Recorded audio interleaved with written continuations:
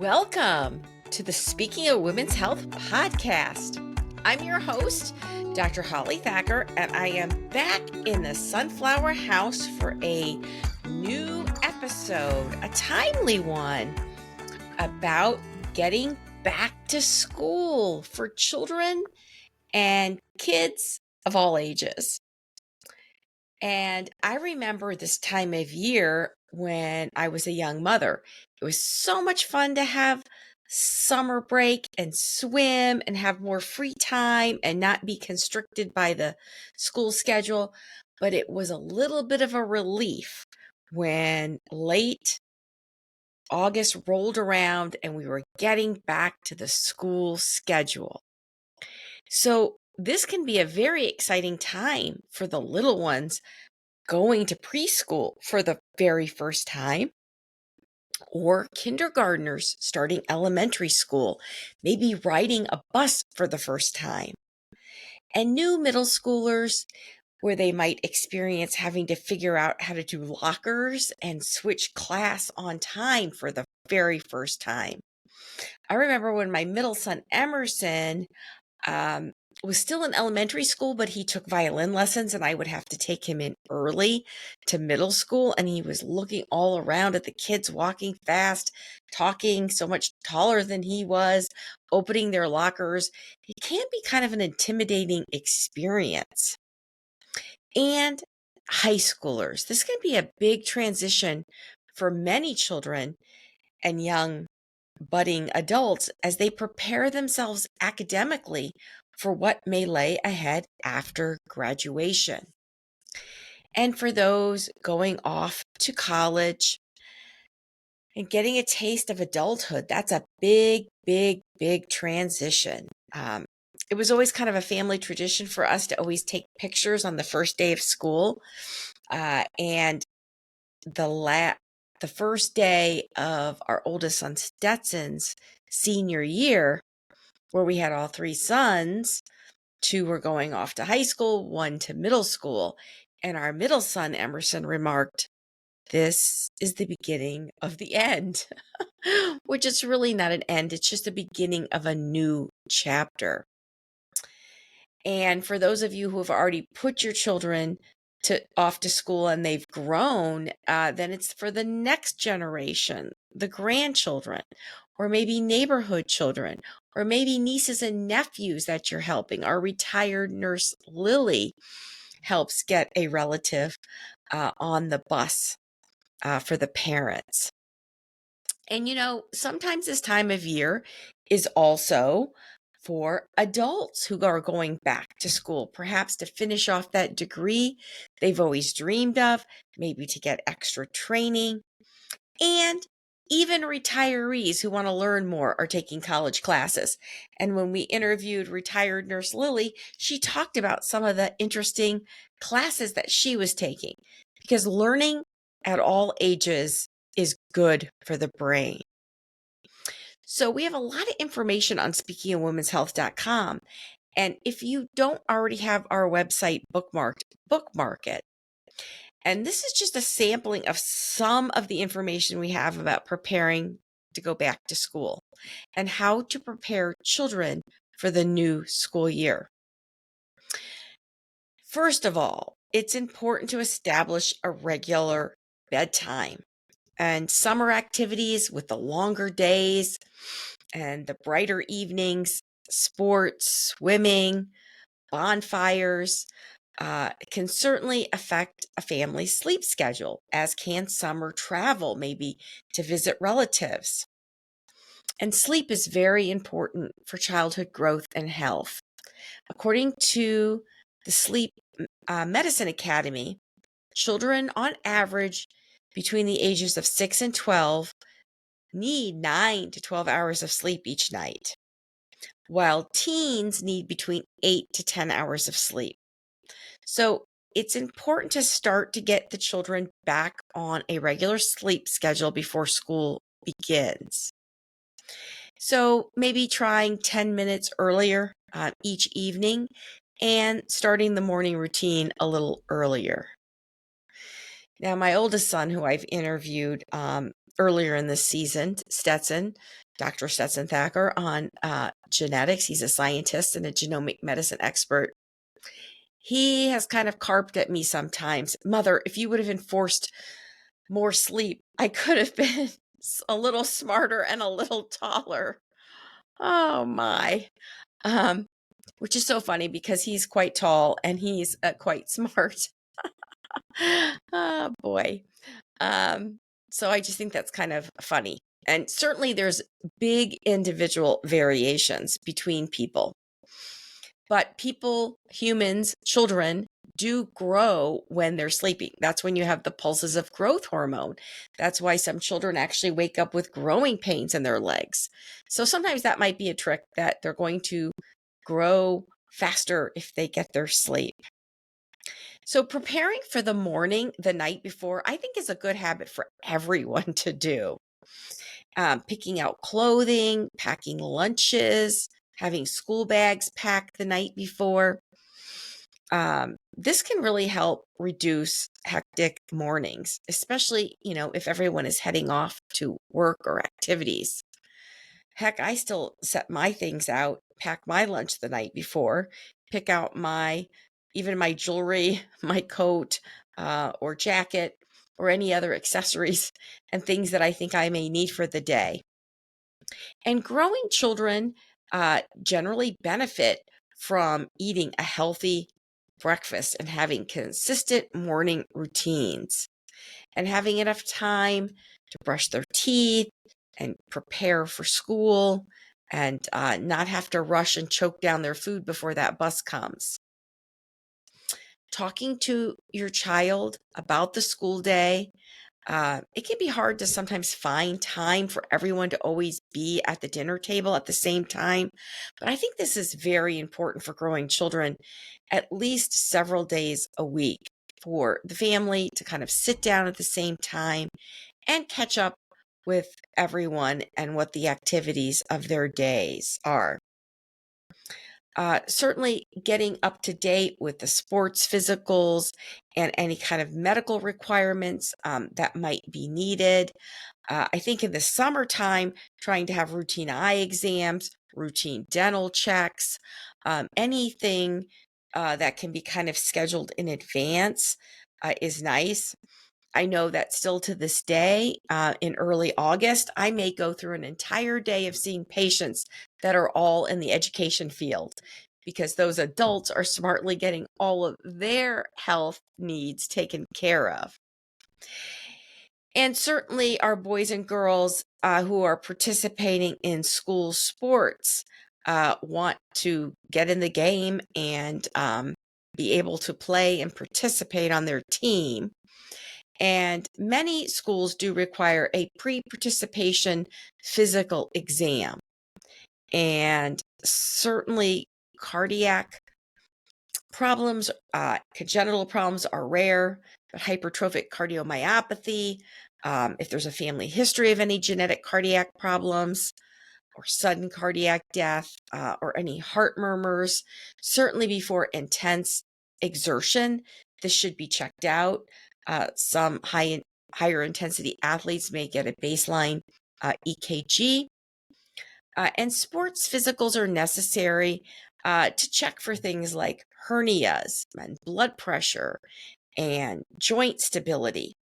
And it's important because athletes may be required to get official medical clearance so that they can train and compete safely.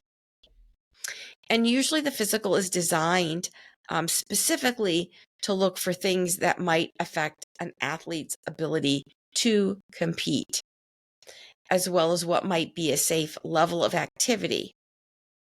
If there's an existing injury or a potential problem is identified during the sports exam, action may be taken to avoid future problems and to help rehabilitate an existing injury.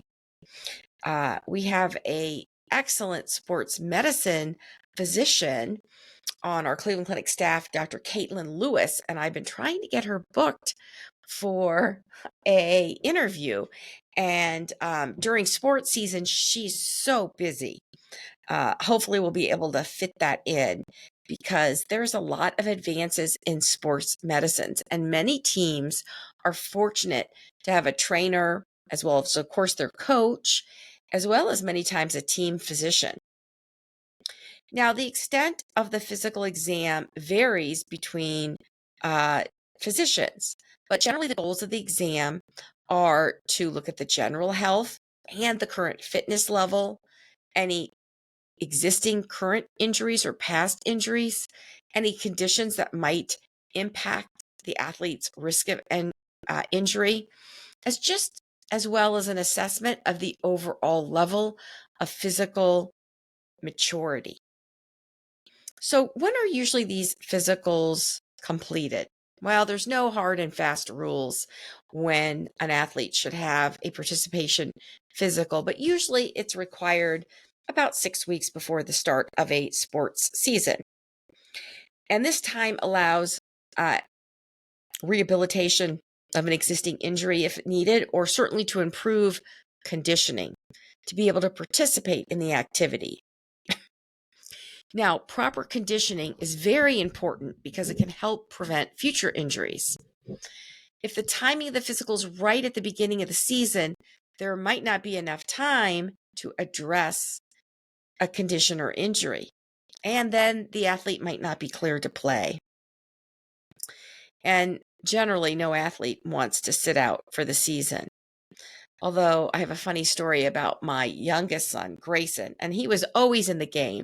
He even suited up one time so that we'd be allowed to play in a travel soccer team that I was coaching, a U10, and he was only 4, but he was a pretty tall 4-year-old. He lined up because you needed 10 players, and it was First Communion weekend, and a lot of our players were going to be missing. And he was always one to want to get in the game. But I remember sometime in about mid high school, even though he was already playing varsity sports at a young high school age, when someone asked him what he wanted to be, he said he wanted to be in the NBA and ride the bench. I'm like, why would you want to ride the bench? He said, because you get to see the game from the best vantage point. You're paid like an NBA player. And so, what if you're just back up in second string? You get to watch. Oh, I thought that was so funny. Um, So, who usually conducts sports physicals? It could be the athlete's own personal physician, pediatrician, family medicine doctor. It might be a trained uh, APP, like a nurse practitioner or a physician assistant. Sometimes the school might set aside time for a visiting physician to conduct sports physicals on site. And in some cases, athletic trainers and physician assistants assist with the exams. And if you go see your own personal physician, then you're more likely to have a complete exam. Exams that are offered on site by the school are usually more limited, and they're generally not a substitute for having, of course, your own primary care physician. Now, when children go off to school, to college, or perhaps to boarding school, there may be medical release forms that need to be signed. In case of emergency, there needs to perhaps be medical records. There might need to be a complete physical exam, depending. Some dorms may have requirements. For instance, vaccination against meningococcal vaccine, simply because in crowded conditions like military barracks or college dorms, the meningococcal bacteria can spread rapidly. Certainly, there are medical, and personal exemptions depending on what a person's medical history is. And that's why it's always good, even for young, healthy people, to have a well-established relationship with their primary care physician. And many pediatricians, especially if they're also trained in adolescent medicine, may follow these young adults going off to school or to the military, even up to age, 21 to 23. Now, young men should be checked for hernias and testicular cancer and should be taught to do a self testicular exam. And generally speaking, young women should be educated about when to obtain a pelvic examination. Most groups recommend a pelvic exam at about age 21 or 3 years after having started any type of sexual contact. But girls don't have to line up at age 18 like in the past. And we certainly don't do pap smears that early like we previously did. If you haven't listened to the podcast interview that I did with Dr. Sharon Sutherland on cervical cancer screening, which has really, in some groups, been increasing quite a bit. And some groups are falling through the cracks. And since women are getting their first PAP a little later, and some women are told to go every 5 years, which really may be too long for many women, I think that's a good podcast to go back to listen to. And you have been listening to the Speaking of Women's Health podcast. I'm your host, Dr. Holly Thacker, in the Sunflower House, talking all things back to school. And I think that the apple is kind of a symbol of going back to school. My children used to bring healthy apples to the teacher as a gift at the beginning of the school year. And we'll be talking about um, packing healthy snacks. Don't forget going to your dentist before going off to school, and have a plan for dental injuries and other health problems.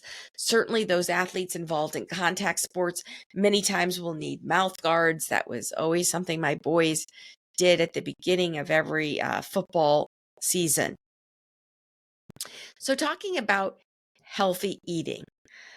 Sometimes in the summer, we might splurge a little and go to the ice cream parlor after a summer activity, or maybe, have some semi-fast food at the ballpark. It's really a time at the beginning of the late summer, early fall, back to school to really make it a renewed commitment to healthy eating. In general, the Mediterranean diet has the most benefits. You want healthy proteins, and you want heart healthy fats and vegetables and colorful foods, fruits, citrus high in vitamin C, foods rich in zinc, adequate calcium, dairy, eggs, and really avoiding processed foods and the seed oils and gratuitous carbs and simple sugars. Both vitamin C and zinc are very important for warding off viruses and infection. So on our Speaking of Women's Health site, we do have several healthy tips for packing healthy school lunches. So these 8 tips. You want to assemble a healthy lunch. You start really with the protein source, and you want at least 1 serving of dairy. And then you may round things out with something crunchy to clean the teeth, fruits and vegetables. Many children are able to buy milk at school, which is good, but you might want to also pack a water bottle and occasionally a treat for a special occasion. I think starting on Sunday night to plan out the meals for the family for the week, as well as the lunches, making sure you have the supplies that you need. Involving the child and consulting your child with what foods they like to eat and having a say in it. I made a lot of peanut butter and jelly sandwiches, and to this day, my son Stetson's still upset that I would sprinkle wheat germ for fiber on the peanut butter. He did not like that. And even though he's a big fish lover now as an adult, he just did not enjoy tuna fish sandwiches, which I, of course, have always enjoyed. Now, many people have the opportunity to be able to buy school lunch. And This can be helpful if your child actually buys the school lunch as opposed to takes the money and just buys candy. When I volunteered at my children's school, I found out that some children were doing that and were allowed to do that. So, volunteering in school and taking a look at what foods they serve, if you're able to, might be a good idea. And it's important to eat at lunchtime because students who eat a third of their daily intake at lunch have much more energy to learn and stay alert and pay attention. And, because of the pandemic, so many children lost a lot of academic progress, and really making the most of the educational time is so important. One thing that I advocated for as a young parent was having recess first before lunch because I saw children line up so fast for recess because they had so much energy. They wanted to play and burn it. And they thought that if they hurried through their lunch and threw it in the trash and then lined up really quickly, that they would get outside faster, which isn't how it works. And finally, after my kids were already past that stage, um, and the research was in that that was a better way to do it. They did make that change. So, always advocate for your children's learning environment. Now, fun food is certainly can be more appealing to young children. So, occasional surprises with either a novel food or some unique presentation. They have so many cute lunch boxes and themes and things that might be comforting to your young child going off to school. When you grocery shop, generally the perimeters of the store is where the better food is, the fresh fruits and vegetables, the low fat yogurt or cottage cheese, the lean proteins. One of the best is turkey and milk and eggs for hard boiling, and complex carbohydrates, particularly whole grain breads. And generally speaking, using extremely high calorie, sugar laden foods uh, for snacking after school is not uh, recommended. Simpler foods like milk, you know, ants on a log, peanut butter on celery sticks with some raisins on top, apple slices with peanut butter, fresh, maybe frozen fruit bars that you can make yourself can be fun treats. I used to throw different grapes in the freezer, and so those were kind of a cold treat um, that weren't ice cream, but still seemed to be quite enjoyed. And we have so many fun recipes on speaking of women's health and on our Pinterest page. Now, if your loved one is going away to boarding school or college or the military or going geographically very far away to study abroad, you need to plan for global realities. Obviously, going abroad requires a passport. Talking to your soon to be adult child about family values, behavior, safety, social customs, communicating your expectations regarding uh, subjects from money, drugs, alcohol use, risky behaviors is very important. Letting them know what your expectations are, setting the bar high, and keeping an open path of communication is very important. Now, if your child has any type of special needs, any anxiety, any learning disability, if they need an individualized educational um, plan, an IEP, you don't want to assume that the school knows everything. No matter what level and what age your child's at, it's very important to be strong, be healthy, be in charge, and be an advocate for your child. Also, celebrate little things. When your child um, completes that first day of school, particularly if they were so nervous and anxious about the first day, which many children are, especially if they're going to a new school. First time they read their own book, or that they get on the honor roll. Um, any type of achievements and advancements, it's nice to be able to document and discuss. Now, transitions into self confidence during the teen years. Unfortunately, we have a lot of increasing mental health issues in our youth. I think the social media, the lockdowns, there's been a lot that have been foisted on to the younger uh, generation. And certainly being aware of anxiety and depression and understanding that a regular schedule and good sleep and excellent nutrition, boosting that vitamin D, getting enough omega 3s, eating healthy foods and getting enough zinc, which you can go on our Speaking of Women's Health website to look for zinc rich foods. That can help mental health immensely, as well as regular exercise. And I think that the days of yesteryear where children were outside running around all the time, getting sunshine, boosting their vitamin D, playing, working things out amongst neighborhood kids, as opposed to being inside, connected to electronics, um, more isolated, I think led to better mental health. And so, be on the lookout. Certainly, if there's any signs of depression or anxiety or concerns about any kind of drug use or any kind of physical changes or appearance changes or changes in what you expect to be the gradual progression of social development and intellectual development, that should be a red flag.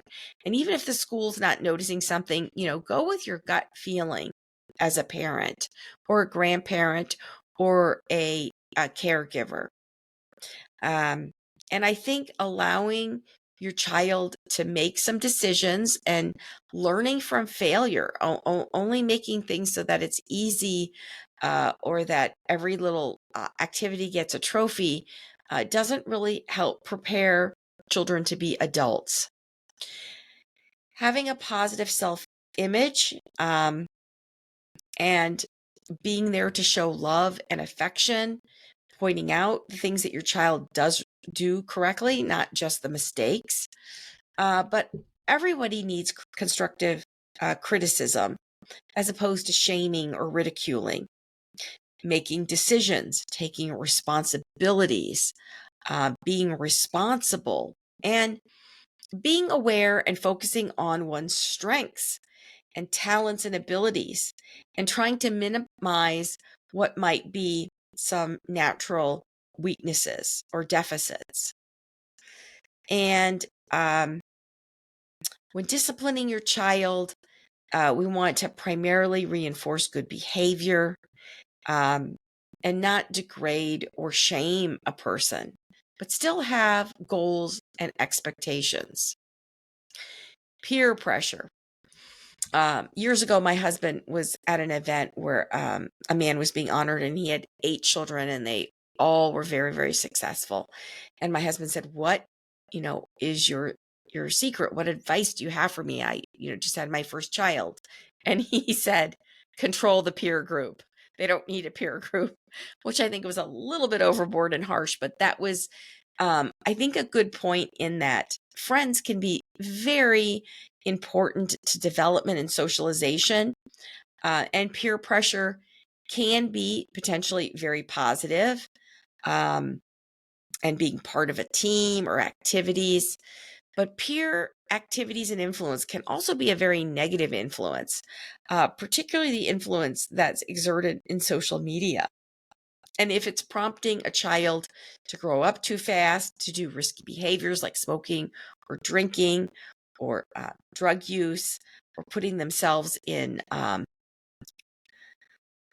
unwanted and risky situations, that is more likely to occur when there's not adult awareness and supervision. So having a good relationship with your child and having regular, honest communication, uh, helping them understand about peer pressure and how to negatively resist negative influences, And teaching your child how to be assertive, and giving reinforcement for that, um, for both male and female children. And you have to realize that your child's an individual and has their own unique personality. And I think giving choices, just like you do with toddlers, like if it doesn't really matter if they're wearing the blue sock or the red sock, I used to always um, say the second choice if I personally had a preference, but if they picked the first choice, that was fine as long as you gave them appropriate choices. Having some control and space in the environment is important. And so, as much as, of course, we want to protect our children forever, they are going to face difficult life choices. And we need to have a supportive community and environment to help them. Um, Many times, community groups, churches or mosques or synagogues or places of worship and community um, can provide some support, as can schools and community centers. Unfortunately, drug abuse is a very serious problem. The number of fentanyl overdoses in the United States has skyrocketed. It's very scary. The opiate epidemic, um, the drugs, even just having giving your college aged student before they leave that you might have a headache and think your friend's giving you an Advil, but it could be laced with fentanyl and you could die. Or, oh, you're going to borrow one of your friends psychostimulants to stay up to study for a test. Well, that could be an illicit drug that could immediately kill you. These stories abound. Obviously, being a good role model, like yourself, if you smoke or drink heavily or use recreational drugs yourself, your child's so much more likely to imitate this behavior, which is very unhealthy. Get to know your children's friends. For years, my husband and I didn't go out together on Friday or Saturday nights because we were entertaining our children's friends and then girlfriends, or taking them out to eat with us. And so that was one way we dealt with things. I know my brother always had his children's friends over to water ski or do activities under his supervision. And certainly don't allow your underage children to go to parties without adult supervision. And encourage your child to get involved in extracurricular activities, whether it's sport or music or volunteer groups or a church group or a youth group. There's so many different opportunities for teens to socialize in a fun and safe environment and learn more about themselves. Certainly, if there's signs of depression or suicide or concern about your child's behavior, if you see sadness, withdrawal, lack of interest in food, or compulsive overeating, rapid fluctuations in weight, strange sleep patterns, withdrawal from friends and family, grades that drop, rebellious behavior, preoccupation with death and dying. These are all big red flags that need to be addressed with your healthcare team. And suicide is a serious problem within the teen population, and it can have some contagious type effects in communities. Sadly, adolescent suicide is the second leading cause of death among youth in the United States. Contact your healthcare team. There's a 988 Lifeline network available 24/7 across the United States. The Lifeline is available for everyone. It's free and it's confidential. You can also text 988 to chat online rather than calling. So I hope you've enjoyed this back to school episode. Don't forget to eat your healthy apple and pack healthy foods. And I'd like to give a special shout out to one of our terrific sponsors who's been with us all along, Clever Crazes for Kids.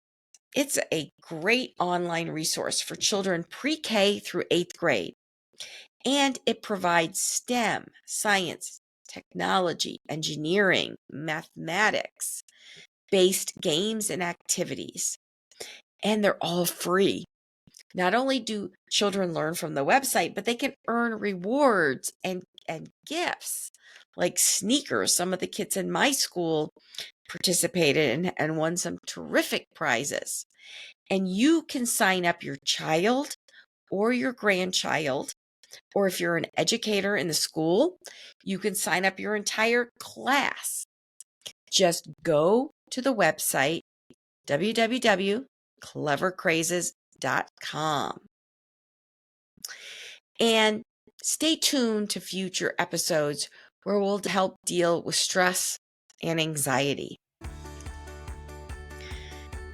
Thank you for joining me on this episode of Speaking of Women's Health. And if you have a question or a topic that you want to hear about, go to speakingofwomenshealth.com and complete our Contact Us form on the About link. And if you just might hear your question answered. If you don't already subscribe to our podcast, please subscribe so you don't miss a future episode. You can subscribe on Apple Podcasts, Spotify, TuneIn, or wherever you listen to podcasts. You can watch us on our Rumble channel or YouTube